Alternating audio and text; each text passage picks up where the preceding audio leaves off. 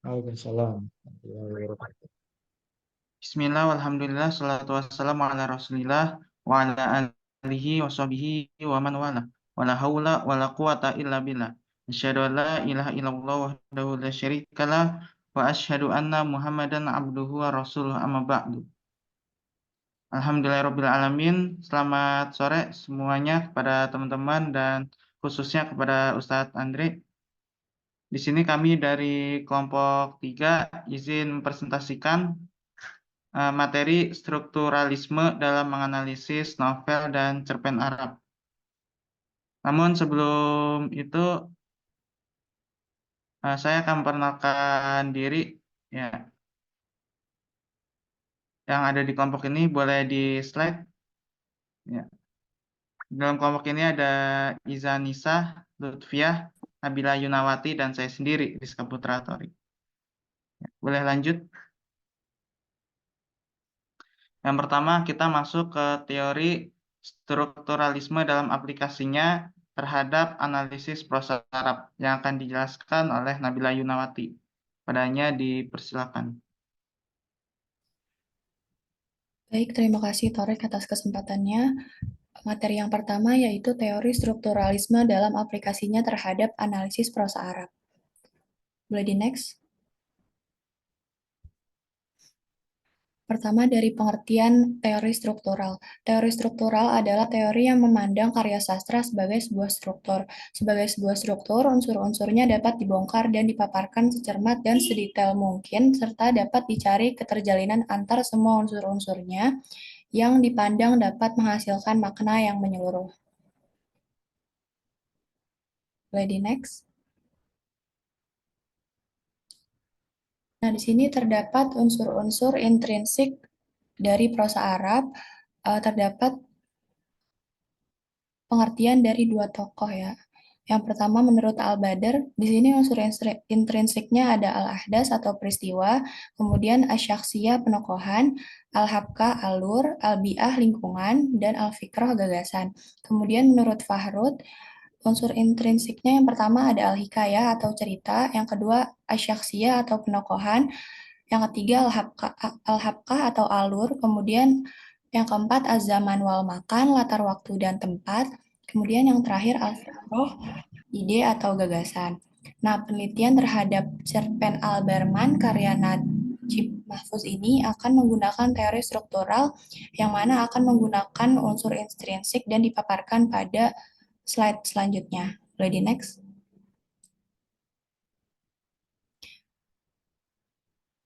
Unsur intrinsik cerpen Al-Berman karya Najib Mahfuz. Yang pertama ada Al-Hikayah.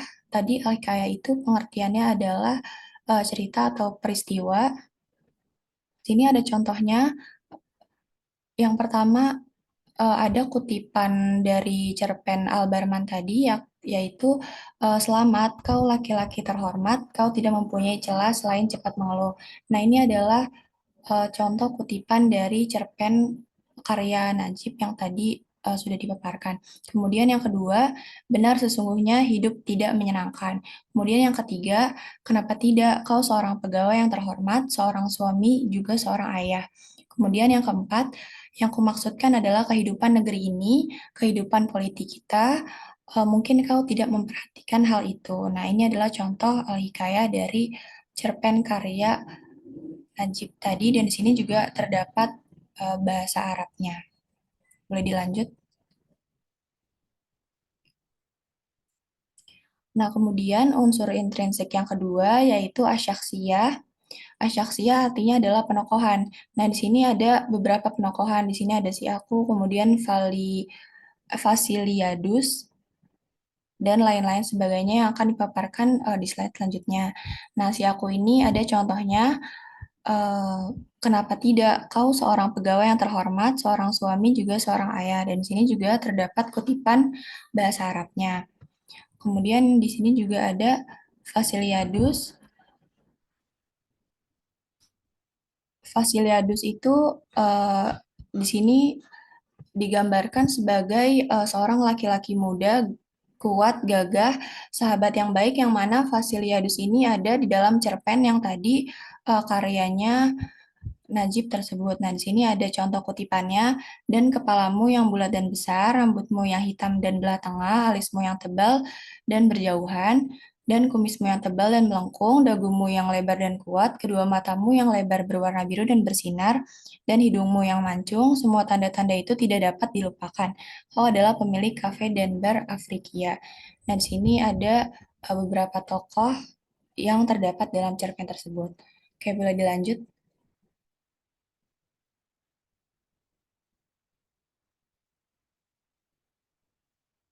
Nah, di sini juga masih ada contoh dari penokohan. Di sini ada teman-teman si aku, kemudian ada anak-anak si aku, kemudian ada istri si aku yang terdapat di dalam cerpen karyanya Najib tadi. Mungkin contohnya di sini dicontohkan satu aja yang teman-teman si aku ini. Contoh kutipannya adalah, tidakkah kau melihat bagaimana dia tertawa, berbicara, dan berdebat? Oke, kemudian yang anak-anak si aku dan istri si aku, silakan dibaca di layar. Oke, ini adalah contoh dari penokohan. Boleh dilanjut?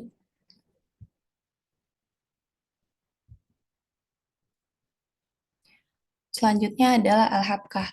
Al-Habkah adalah bangunan atau alur cerita yang dijalankan oleh tokoh melalui cerita, atau singkatnya adalah alur ya di sini. Dan di sini ada contoh kutipan dari cerpen, yakni di sebagian waktu kerja, kami meninggalkan kantor kementerian kami, kemudian pergi ke Bar Afrikia. Nah, di sini kan alurnya pertama meninggalkan kantor kementerian kami, kemudian dilanjutkan mereka itu pergi ke Bar Afrikia gitu untuk meminum secangkir kopi. Tidak jarang kami membicarakanmu, tapi kau tidak menyadarinya. Nah, ini adalah Al-Habkah atau alur cerita yang dikutip dari cerpen karya Najib. Oke, boleh di next. Baik, selanjutnya akan dijelaskan oleh rekan saya Iza. Kepada Iza dipersilakan. Baik, terima kasih atas kesempatannya. Izin melanjutkan mengenai unsur intrinsik dari cerpen Al-Barman karya Najib Mahfuz. Nah, selanjutnya unsur intrinsiknya yaitu Al-Zaman wal Makan. Al-Zaman wal Makan adalah keterangan waktu dan tempat terjadinya suatu peristiwa. Dalam cerpen ini terdapat latar waktu dan tempat sebagaimana yang tercantum dalam beberapa kutipan. Untuk kutipan dari keterangan waktu, itu ada malam hari aku kembali ke Bar Afrikia, kami saling berpelukan. Nah, latar waktu di cerpen ini mengacu pada pagi hari, sore hari, dan malam hari. Si aku selalu pergi ke bar di waktu sore dan malam agar ia dapat melupakan tekanan batin, tekanan hatinya yang ia rasakan sepanjang hari. Nah, selanjutnya keterangan tempat.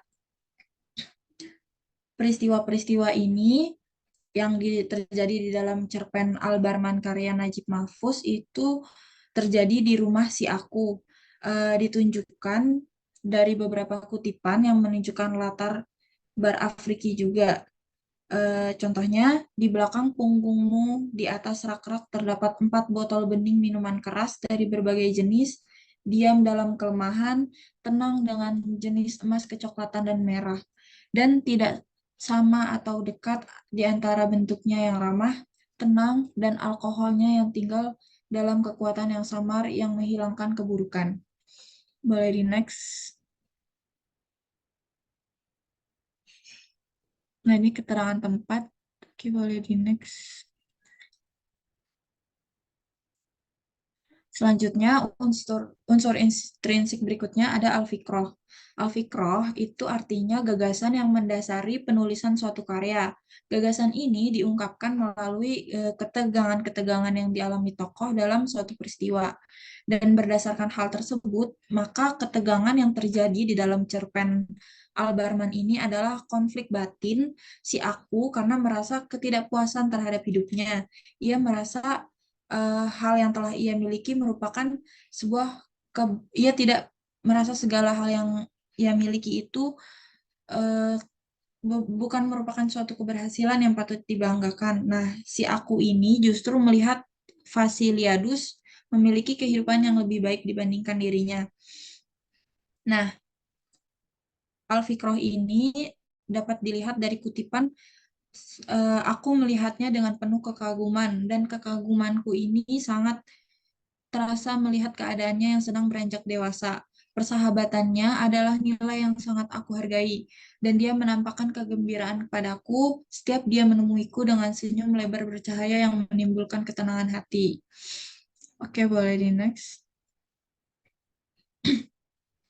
Nah, untuk keterkaitan antar unsur intrinsik tadi, sebagaimana yang telah dijelaskan dari unsur-unsur struktur dalam cerpen Al-Barman ini, dapat dijelaskan bahwa al-hikayah yang terkandung di dalamnya adalah ketidakpuasan si aku terhadap hidupnya, dan ketidakpuasan si aku ini menjadi tegang karena unsur asyaksiyah yang diperankan oleh Vasiliadus yang menjadi bandingan atas kehidupan si aku. Al-hikayah ini mulai menegang ketika si aku mulai terbiasa mabuk-mabukan dan mendatangi bar Afrikia sepulang kerja dan menjadi ketergantungan terhadap Vasiliadus yang dianggapnya sebagai sahabat.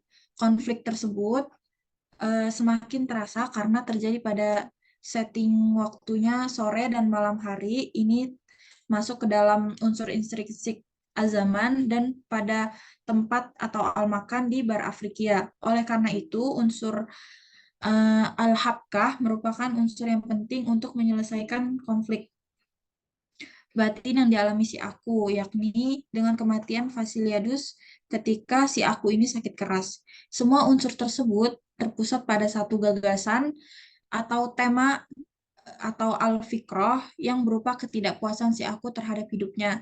Kesemua unsur struktur ini yang telah diungkapkan mempunyai beban fungsional masing-masing dan saling berkaitan antara satu dengan yang lainnya.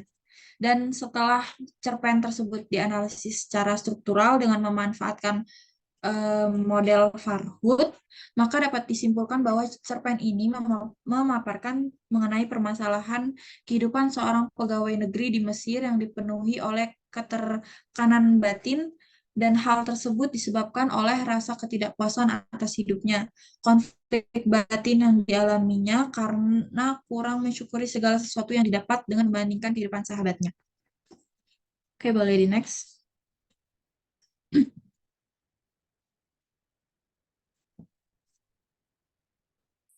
Nah, untuk selanjutnya adalah contoh kasus penerapan analisis struktural dalam menganalisis novel Arab.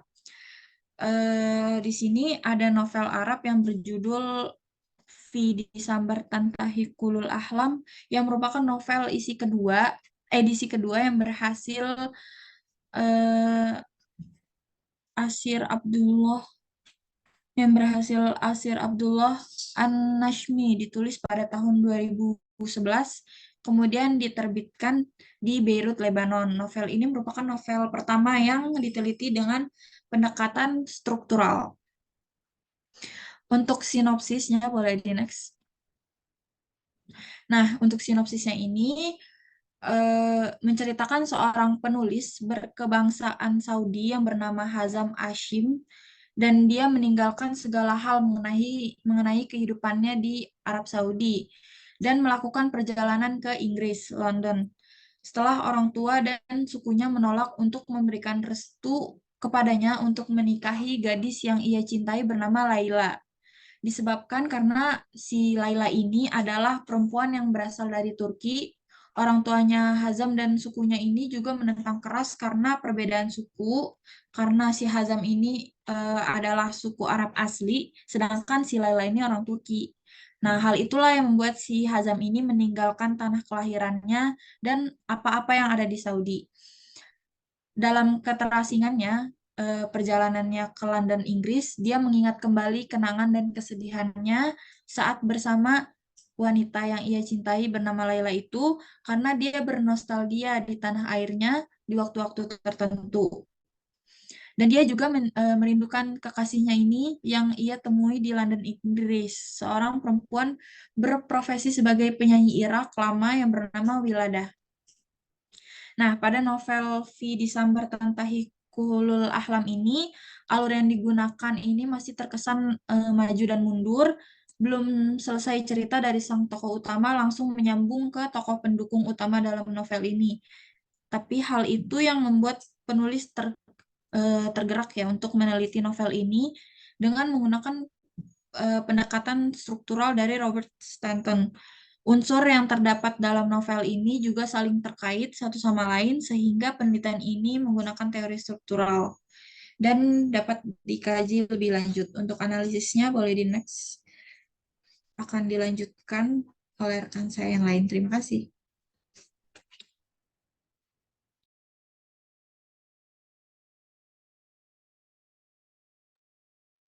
Oke, baik, terima kasih.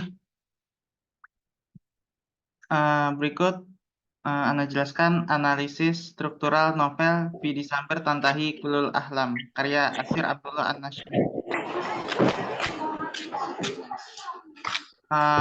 Dalam analisis struktural ada namanya fakta cerita dan sarana sastra. Fakta cerita itu ada tema, kemudian ada tokoh dan penokohan, kemudian ada latar dan alur. Kemudian untuk sarana sastra ada sudut pandang, gaya danton, dan amanat. Boleh dilanjut?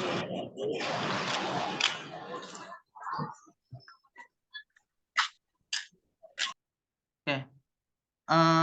Yang pertama ada tema. Nah, tingkatan tema menurut Shipley itu dia adalah jurnalis perempuan pertama dan satu-satunya yang bekerja di Surat Kabar Kami.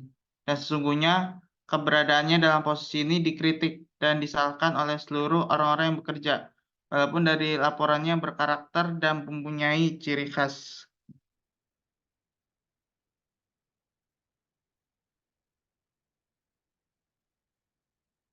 Dan ini juga tema itu unsur struktural yang pertama gitu.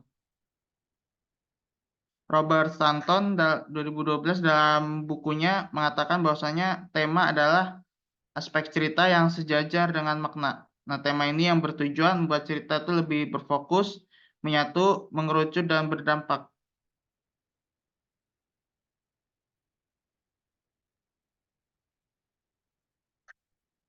Nah, kemudian di situ juga ada tema minor ya.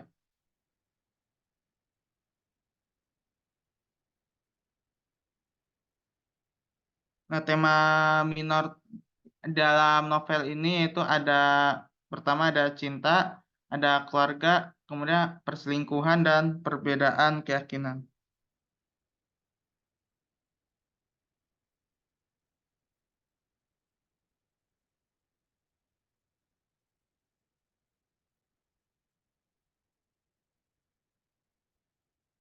Tema minor ini merupakan tema yang digunakan untuk tambahan cerita gitu. Jadi untuk ya istilahnya untuk menambah gitu, menambah dalam cerita tema minor.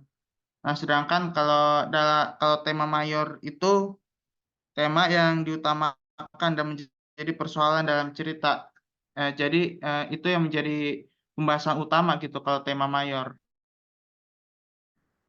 Nah, bagaimana kalau di dalam novel V. Samber Tantahi Kulul Ahlam? Nah, tema mayor dalam novel V. Samber Tantahi Kulul Ahlam itu cinta tak berbalas bagaikan hati yang meneteskan darah. Karena cinta harus bersandar pada keyakinan dan kepercayaan yang hakiki.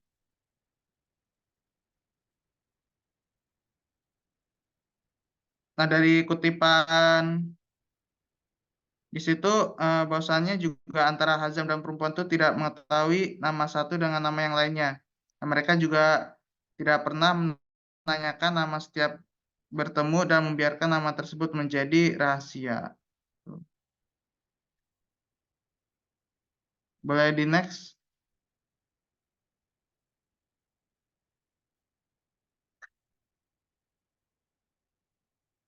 Kemudian yang selanjutnya itu ada tokoh dan penokohan. Nah, tokoh-tokoh yang ada di dalam novel Vidi Samber Tantaikul Ahlam ini ada Hadam Ashim ya. Ini yang tokoh utamanya. Kemudian ada Wiladah, kemudian ada Laila yang wanita yang diincar sama Hadam, kemudian ada Jihad, kemudian ada Madeline, ayah Hadam, ayah Laila dan Tamu. Nah, seperti yang tadi udah Ana bilang Hadza Hashim ini pemeran utama atau tokoh utama di dalam novel Fi Disamber Tantaikul Ahlam. Dan Adam ini dikategorikan sebagai tokoh protagonis. Dan dalam segi perwatakan dikategorikan sebagai tokoh sederhana. Karena dalam segi perkembangan watak dikategorikan sebagai tokoh statis. Dalam segi pencerminan tokoh ini dikategorikan sebagai tokoh netral.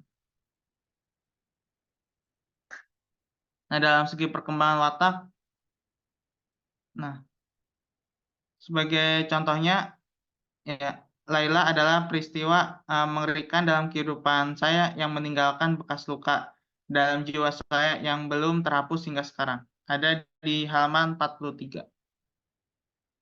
Ya, boleh di next.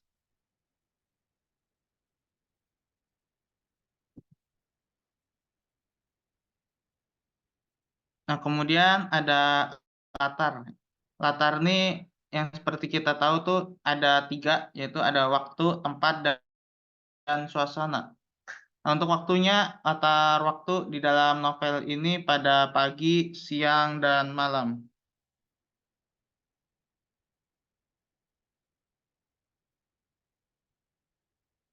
Kemudian latar tempat dalam novel ini di London, Inggris, yaitu sebuah kafe terbuka di London, apartemen Hazam di London, teater West End di London, Arab Saudi, Riyadh, rumahnya Laila, dan kantor polisi lingkungan. Beirut, Lebanon ke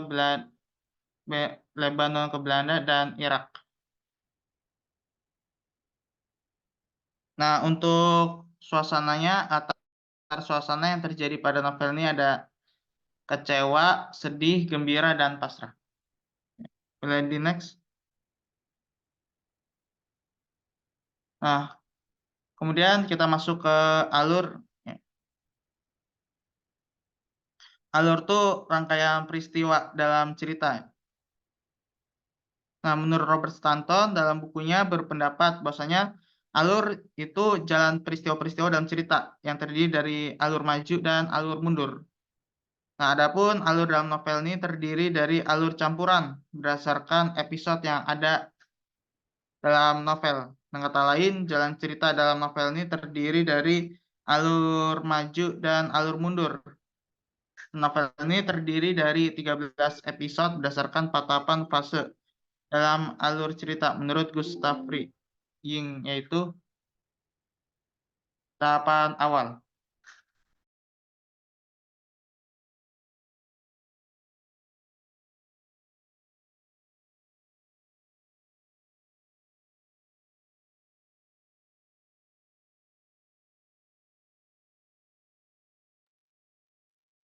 Nah, di tahapan awal ini diceritakan mengenai kekaguman sang tokoh pada perempuan yang ditemuinya di London. Nah, perempuan ini yang telah mengambil hatinya secara utuh untuk kedua kalinya. Nah, kemudian pada tahap ini juga terjadi pengenalan terhadap tokoh utama yaitu Hazam Hashim dan sahabatnya Jihad.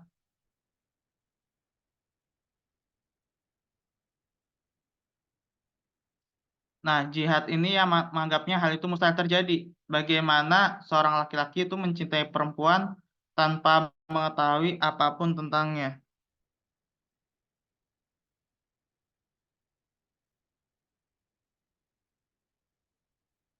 Kemudian di selanjutnya ada tahap pertikaian awal. Nah, di tahap pertikaian awal ini Hazam dihadapkan dengan masalahnya dengan kedua orang tua dan sukunya gitu.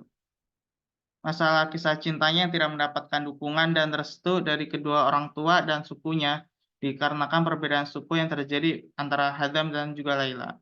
Nah, ini si Hazam ini kan dia suku Arab dan Laila ini orang Turki gitu. Jadi ya terjadilah perbedaan suku gitu yang menyebabkan orang tuanya ini gak setuju gitu kalau dia tuh menikah dengan orang Turki gitu. Nah, kemudian ada di tahap titik puncak. Nah, di titik puncak ini udah banyak konflik yang terjadi pada kehidupan Hazam. Dari kisah cintanya si Jihad dan Madeline yang berhasil membuatnya tidak bisa berkata karena tidak percaya dengan kelakuan Jihad yang mengkhianati Madeline. Madeline yang malam itu memberitahukan keadaannya kepada Hazam sampai Hazam memberikan solusi dan berhasil membuat Jihad menjadi sadar akan kesalahannya. Meminta maaf dengan Madeline dan mengajaknya berlibur lalu berhasil menemukan cinta mereka kembali. Nah, kemudian kisah cinta si Hazam yang mengalami kegundahan karena wiladah yang tiba-tiba datang dan tiba-tiba muncul.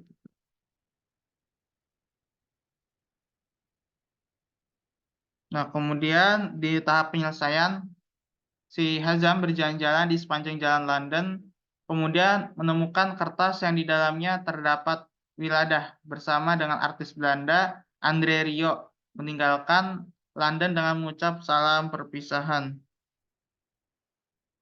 Nah, ia merasa sangat sedih dengan keadaan dirinya setelah 2 hari tidak bangun dan tidur karena bersedih. Akhirnya Hazam bangun karena Jihad yang selalu mengetuk pintu apartemennya.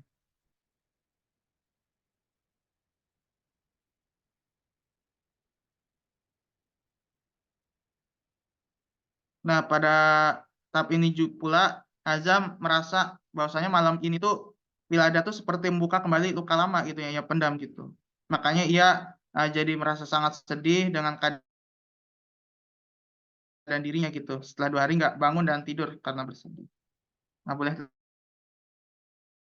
lanjut.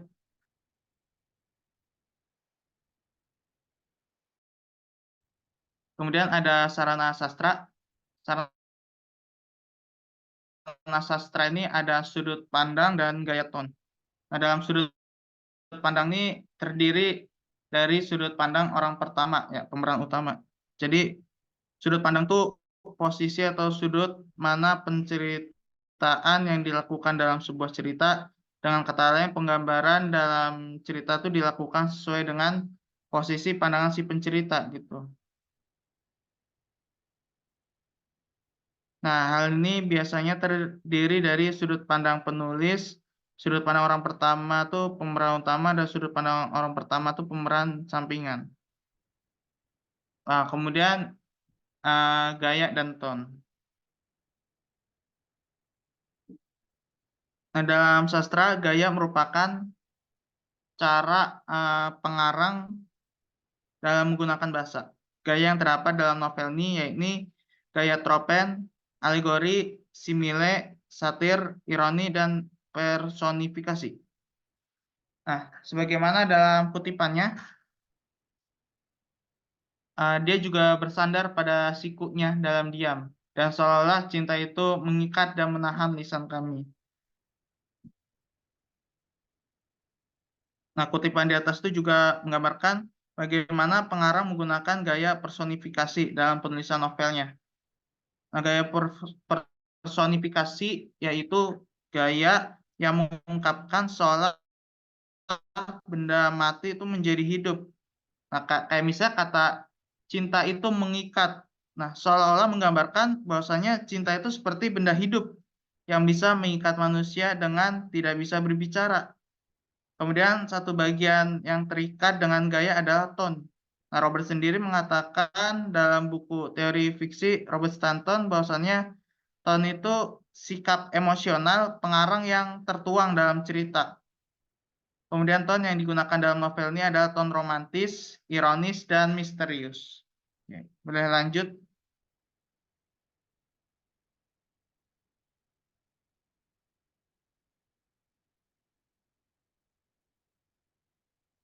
Nah, kemudian ada amanat ya.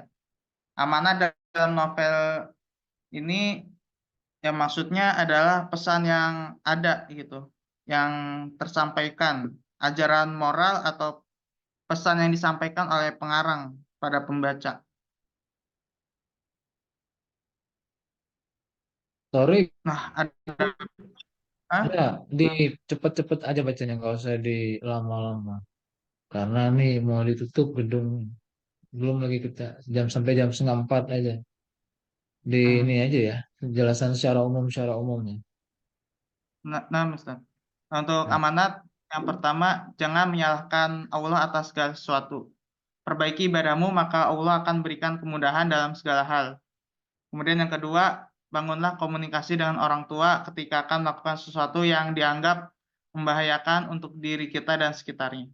Kemudian yang ketiga, kematian bukanlah akhir dari cerita, tetapi permulaannya. Kemudian yang keempat, cintailah manusia itu sewajarnya saja, karena akan sangat menyakitkan jika cinta kita tidak mendapat respon yang positif dari manusia. Ya, boleh dilanjut. Nah, kemudian ada contoh kasus penerapan analisis struktural dalam analisis cerpen Arab. Nah, salah satu karya Taufik Al-Hakim yang berjudul Daulatul As-Safir, atau dalam bahasa kita itu dikenal dengan Negeri Burung. Nah, judul cerpen ini merujuk pada sebuah negeri burung yang sangat menakjubkan, ya, merupakan cerpen yang berupa gambaran tentang pembelajaran yang diberikan seorang ayah pada anaknya guna memahami permasalahan kehidupan yang akan dihadapi dan dijalani.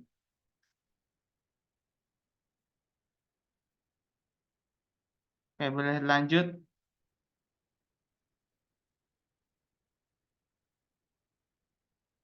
Nah, kemudian untuk analisis strukturalnya akan dijelaskan oleh kawan saya. Ya, terima kasih Torik atas kesempatannya. Selanjutnya, analisis struktural cerpen Daulatul Al-Ashafir karya Taufik Al-Hakim itu ada tema, terus ada fakta cerita berisi tokoh dan penokohan, latar, alur, kemudian ada sarana cerita, judul, dan sudut pandang. Yang pertama ada tema. Temanya yaitu Daulatul Al-Asfar karya Taufik Al-Hakim yang berisikan pembelajaran yang diberikan seorang ayah kepada anaknya guna memahami permasalahan kehidupan yang akan dihadapi dan dijalani di kemudian hari. Penentuan tema ini berdasarkan konflik yang ada dalam cerpen, yaitu tokoh sang ayah yang memberikan pembelajaran serta pemahaman akan adanya makhluk lain, yaitu manusia, dan memberikan sebuah pengalaman kepada anaknya tentang sifat manusia yang tamak dan malas. Kemudian fakta ceritanya ada tokoh tokohnya itu ayah burung dan si anak burung.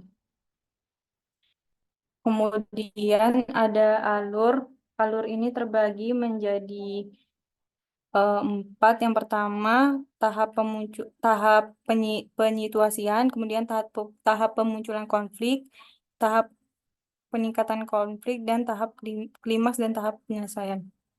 Yang pertama itu tahap penyituasian itu berisi pengenalan latar tempat dan pengenalan tokoh utama. Latarnya itu sebuah negeri dongeng, tokoh utamanya ayah burung dan anaknya. Kemudian pemunculan konflik pada paragraf kedua dan 8, kedua dan sampai dengan 8.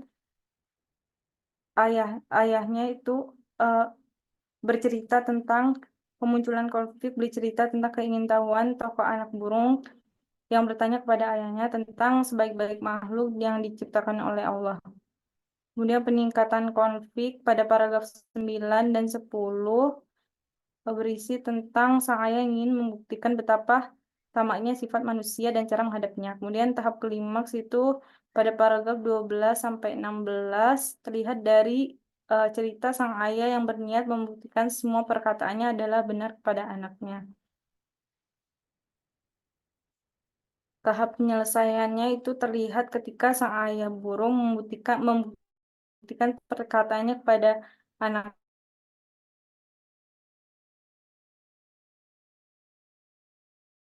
seorang manusia.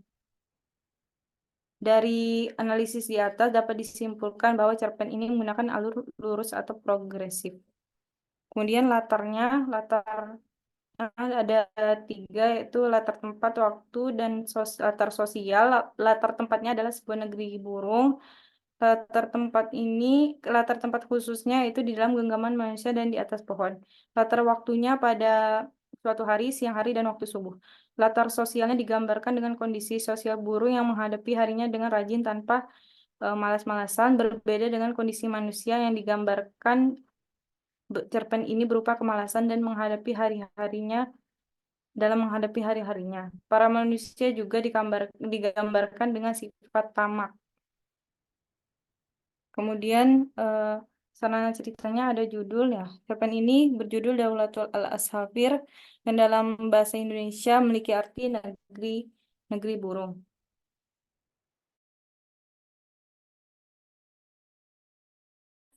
Ada sudut pandang. Sudut pandang yang digunakan dalam cerpen ini, sudut pandang tipe orang ketiga tidak terbatas.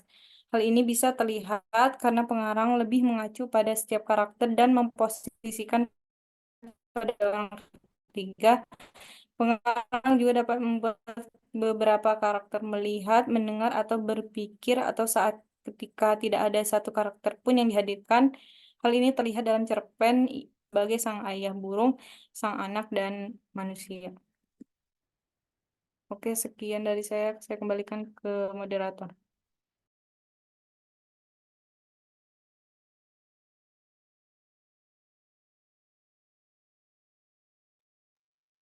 Oke, Oke, udah ya. Ada pertanyaan nggak nih sebelum itu? Bisa. Jadi, nah, itu tahapan kalau menganalisis novel Arab ya. Novel sama cerpen sama lah tipenya. Yang dilihat tuh strukturnya. Nah, struktur intrinsik, analisis intrinsiknya itu apa aja? Tadi kan ada plot, ada penokohan, ide, dan segala macam ya. Nah, ini saya juga punya contoh satu dah. Saya kasih ya sebelum ini. Karena kalau kalau nggak di kampus nih bisa sampai sampai ini. Cuman karena di kampus harus jam setengah 4 lewat lah. Udah harus ini. Nah, ini ya nanti saya share. Tadi ya, tadi sudah dijelaskan tuh ada Saksiyah itu karakter penokohan ya. Nah, penokohan tuh nanti ada yang antagonis, ada yang protagonis, ada karakter tokoh utama, tokoh pendamping dan lain-lain. Makanya banyak tuh yang meneliti misalkan gini, eh, misalkan melihat psikologi tokoh, asyirah ul batini li asyaksi araisiyah misalkan. Jadi konflik batin tokoh utama misalkan gitu ya. Atau al-batal al-raisi, batal itu biasanya tokoh protagonisnya misalkan. Atau as-syakhsiyatul khasmi gitu ya, tokoh antagonis. Nah, itu dilihat bisa di. Nah, tapi kalau dalam kajian intrinsik dilihat karakter tokohnya itu seperti apa. Tokohnya ini eh, protagonis, antagonis. Nah, itu dibuktikan dengan alur cerita yang ada di dalam novel itu nanti atau di cerpen itu. Seperti itu cara menganalisisnya. Kemudian ada habekah tadi betul. Kalau habekah itu setting, plot, alur. Nah, tadi ada macam-macam kan alur. Nah, ini alur itu bisa kalau plot itu al-habkah. Plot itu seluruh rangkaian cerita. Nih, seperti ini nih. Misalkan dilihat dari peristiwa yang logis dan kronologis, maka tuh kalau tadi cerita yang ada Walatul Asafir itu kan plotnya dilihat dari perkenalan dulu lah, mukadimah kalau gitu ya dalam cerita itu ya. Kemudian ada konfliknya, klimaks, baru tahap akhirnya gitu, penyelesaiannya gitu ya. Nah, nanti kan ada plot, berarti itu model plot yang plot eh, bersifat kronologis tuh. Jadi dia dari awal dulu ceritakan, baru sampai ke klimaks dan problem solvingnya gitu ya, penyelesaian. Nanti ada yang plot flashback, jadi dari belakang dulu dimulai ceritanya, baru dikenalkan siapa-siapa tokohnya segala macamnya. Nah, itu ada model kayak gitu. Ada juga lagi yang dicampur plotnya nanti ya. Plotnya itu yang misalkan dimulai dari plot yang progresif dulu, yang kronologis sifatnya. Nah, terus nanti di pertengahan mulai lagi plotnya di flashback misalnya gitu. Nah, itu model campur ya. Itu bisa dalam dalam teknik penceritaan itu boleh saja. Terus ada lagi setting biah namanya. Nah, setting itu bisa waktu atau tempat ya. Jadi waktu itu misalkan musim, periodisasi sejarah, atau situasi sosial, latar geografis, dan lain-lainnya. Nah, itu setting tuh. Kalau waktu ya tergantung nanti waktunya kapan, malam, siang, eh, waktu musim dingin, musim panas, dan segala macam itu latar waktu. Nah, itu dalam penceritaan sering juga kita lihat kan. Nah, terus ada ide. Nah, kalau ide ini sama hal inilah, tema lah, kalau saya bilang. Pandangan yang ada dalam isi prosa itu, novel atau eh, apa nih, cerpen ya. Tadi ada yang mayor, ada yang minor ya. Tema umumnya apa, tema minornya apa, gitu ya. Terus gaya bahasa, uslub, ini nanti macam-macam. Ada majas, ada alegori, ada satire, ada simile, dan lain-lain. Jadi tergantung dari apa eh, cerita yang dibangun sama si pengarangnya itu ya, gaya bahasanya. Ada yang cenderung melankolis ceritanya, ada yang cenderung romantis, sinis, dan lain-lain, ironis. Nah, itu ya bisa dilihat dari alur penceritaan dalam novel atau cerpen itu. Nah, nah kalau dalam sastra Arab tuh ada istilah tadi ya, tasbih, isti'arah, majas ya. Nah, ini contoh sama tadi pakai modelnya Robert Stanton. Kalau kalian lihat, beli bukunya, judulnya Teori Fiksi, sudah terjemahkan Robert Stanton. Nah, Robert Stanton, kalau tadi kan pakai novel apa tadi? Desember ya, saya punya novelnya nih. Di Desember Tantahi Kulal Ahlam. Nggak, bukan Desember ya. Nah, ini novelnya. Nah, di Desember Tantahi Kulal Ahlam. Nah, novelnya ini.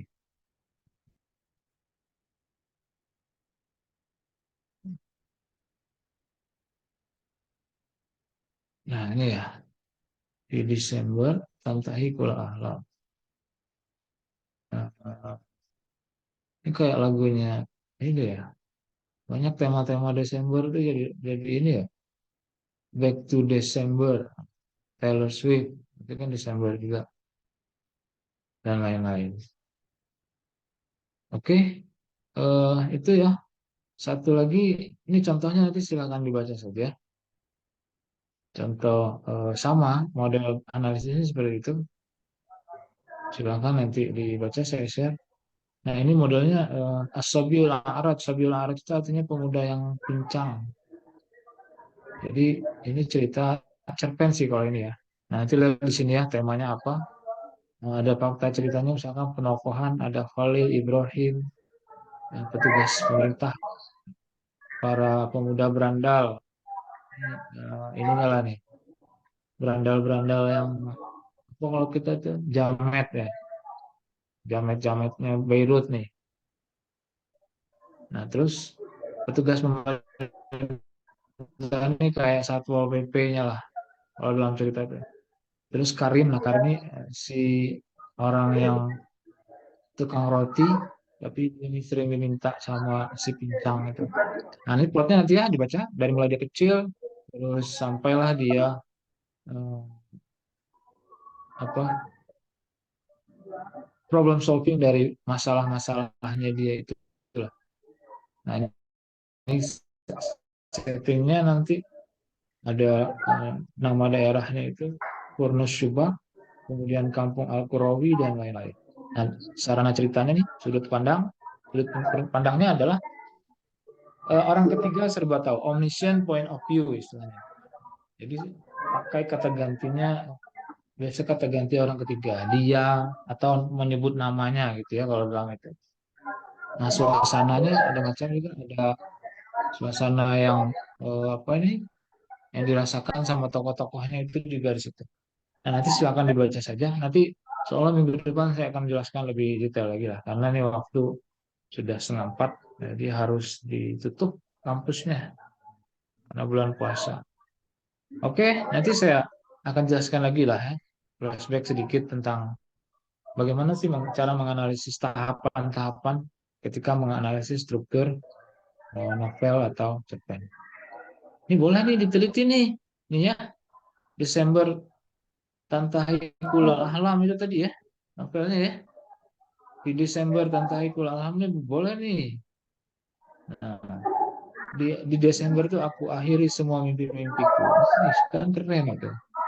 Ini dia mengakhiri semua eh, mimpinya, gitu lah. Saya juga belum baca nih, tapi nggak tahu sudah ada terjemahannya atau belum. Saya belum lihat. Ya, ini berarti